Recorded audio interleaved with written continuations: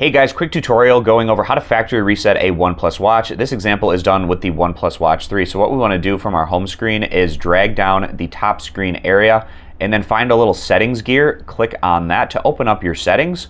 Then from here, we want to scroll down all the way to the bottom until we find where it says Other and click on that. And then in our Other menu, again, we're going to scroll down until we find where it says Disconnect and Reset, clicking on that. And then you get the confirmation screen here, so disconnect and reset. This will factory reset this watch back to its factory settings. So if you want to do that, you click on the check mark, but if not, we can click the X right there and it will get us back to the menu. So that's where you can go about factory resetting a OnePlus watch. Again, we're going to open up our settings by dragging down our top menu area, clicking on settings, and then in our settings at the bottom in our other settings area, we're going to be looking for where it says disconnect and reset to find the option to factory reset our OnePlus watch. So that's going to wrap this one up. I appreciate you guys stopping by. Consider subscribing to the YouTube channel, and I'll see you back here next time.